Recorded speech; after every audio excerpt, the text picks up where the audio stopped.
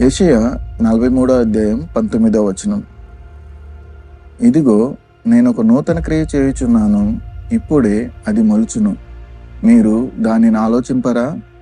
నేను అరణ్యంలో త్రోవ కలగజేయుచున్నాను, ఎడారిలో నదులు పారజేయుచున్నాను. ఆమెన్.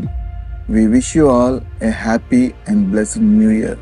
ప్రియ సహోదరులారా, గడిచిన కాలం నీవు ఎన్నో సమస్యలు, కష్టాలు మరియు నిందలు ఎదుర్కొన్నావు. ఈ నూతన సంవత్సరం చూడలేని అనేక మందికి లేని భాగ్యాన్ని దేవుడు మనకు అనుగ్రహించినందుకు దేవునికి కృతజ్ఞతాస్తుతులు చెల్లించుదాం. యెషయా 43:18 నా యేసయ్య చెప్తున్నారు, మునుపటి వాటిని జ్ఞాపకం చేసుకొనకుడి, పూర్వకాలపు సంగతులను తలంచుకొనకుడి అని. అవి నీ సమస్యలు కావచ్చు, నిందలు, అవమానాలు కావచ్చు, లేదా నీ కోపం కావచ్చు. నిన్ను బలహీనపరిచేవి, కృంగదీసేవి, నీకు ఆటంకపరిచేవి ఏవైనా నీవు జ్ఞాపకం చేసుకొనకు. మరియు యెషయా 43:19 నా యేసయ్య చెప్తున్నారు, ఇదిగో, నేనొక నూతన క్రియ చేయుచున్నాను, ఇప్పుడే అది మొలుచును, మీరు దానిని ఆలోచింపరా? నేను అరణ్యంలో త్రోవ కలగజేయుచున్నాను, ఎడారిలో నదులు పారజేయుచున్నాను అని.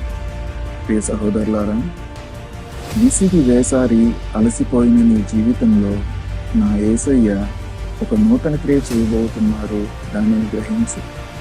అరణ్యంలో చిక్కబడిన వారి వలె మార్గం తెలియని స్థితిలో ఉన్నావా? ఈ స్థితిలో నా యేసయ్య నీకు త్రోవ కలుగ చేస్తానని వాగ్దానం చేస్తున్నారు.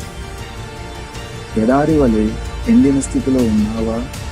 ఈ స్థితిలో నా యేసయ్య నీ జీవితంలో జీవజల నదులు ప్రవహింప చేస్తానని వాగ్దానం చేస్తున్నారు.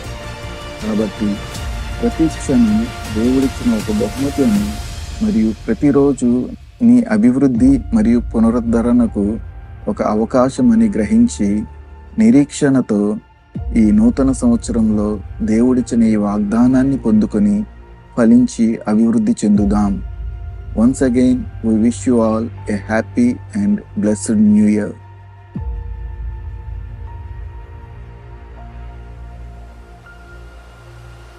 దేవుడు మిమ్మల్ని దీవించును గాక. ఆమేన్.